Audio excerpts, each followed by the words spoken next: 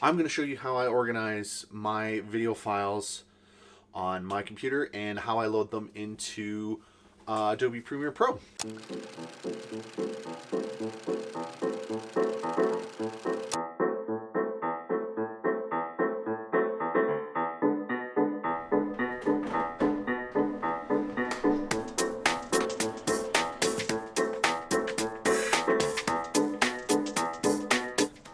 So I'm not what most people would say a very organized person. You know, as a kid, my room was probably like most kids' rooms, it was a total disaster.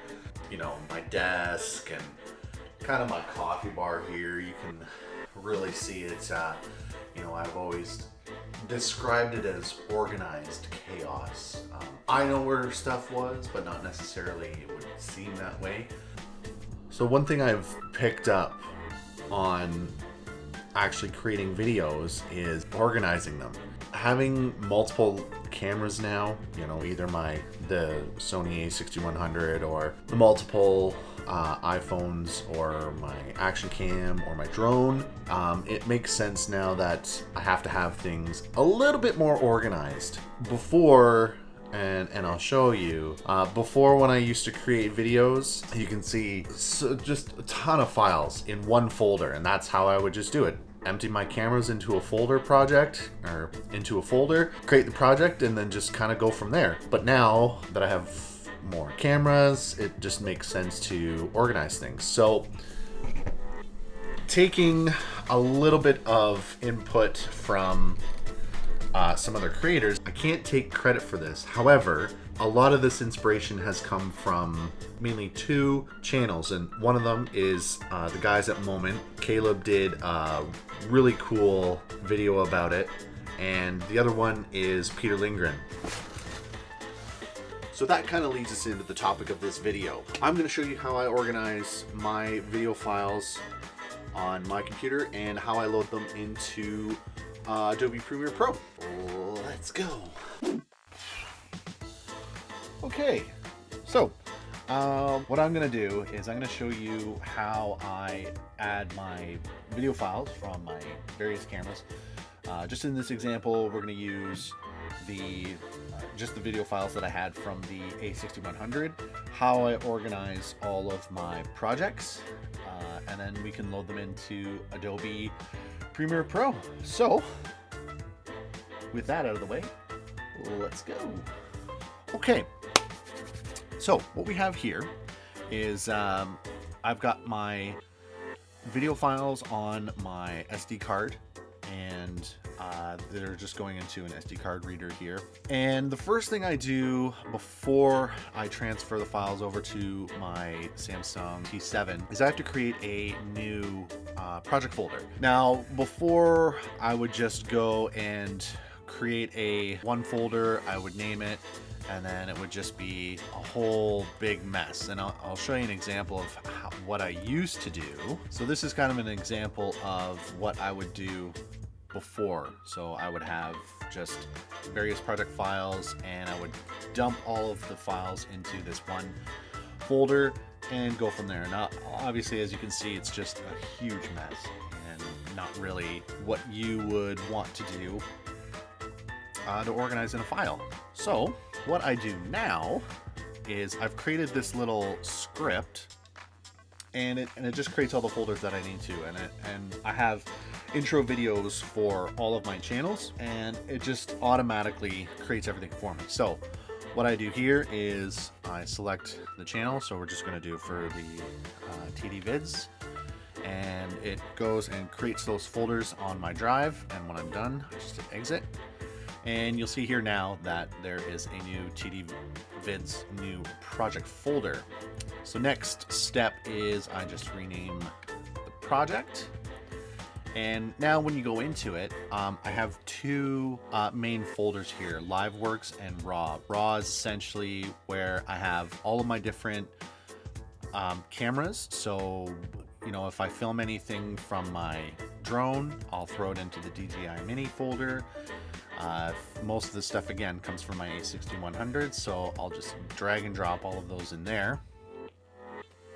This used to actually take a lot longer before, as I had a just a really an older USB card reader that would take forever. So I just recently ordered a new one. It's a Smart Q Pro, so I can actually import 2 cards at the same time. So if I had, again, my Sony a6100 and my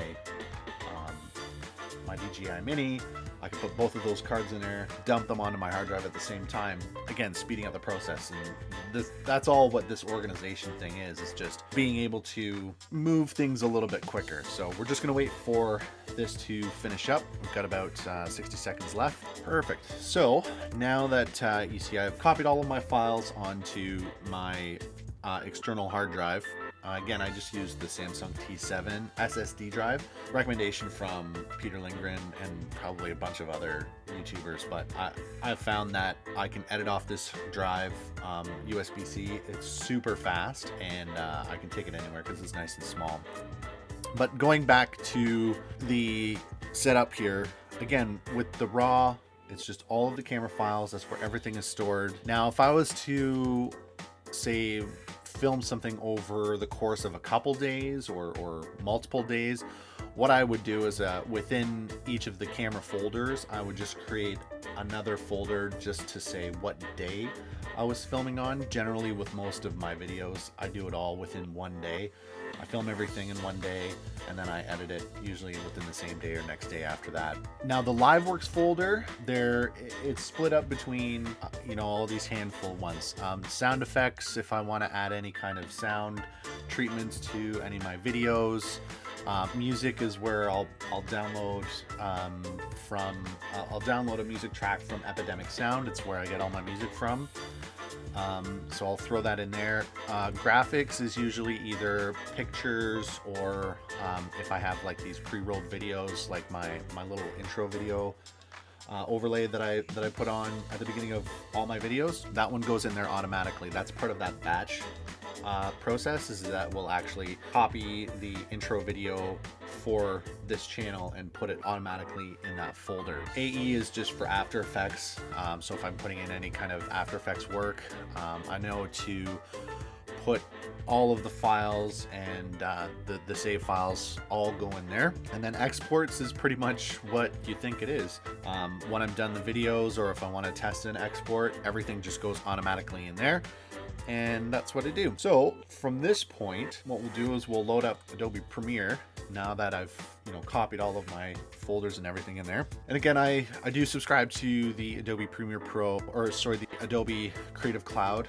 I found that it's just, for what I've used, I used it for Lightroom, Photoshop, and Premiere, and then it was just a little bit more, and I just got the entire package. And honestly, I don't mind paying the subscription. I know I could be using Davinci Resolve. I do have it on here. I'm just honestly not comfortable using it, and I've used Adobe for it's almost been 2 decades. So once we're in here, we just go to New Project. We browse for the project files of what we just created. So again, we just go into here, and then we go to LiveWorks and project files. So everything is just stored in here. So if I wanted to go to another computer, or if I wanted to pass this on to somebody else to work on, my organization structure is always the same. You just go into the project files and it's right there. So this one, we're gonna go organization tutorial. I usually keep all these settings the same, and here we go. So this is just my default view for Premiere Pro, and again, all I'm doing is I can pretty much just drag and drop this whole RAW folder into the file section, and it will import everything that it finds. So if I had multiple files in here, it would bring in all the different folders, but since I only have files in the Sony a6100 folder, that's the only folder that it brings in. So then once I'm done, I usually just bring in the graphics right away, and that's pretty much it.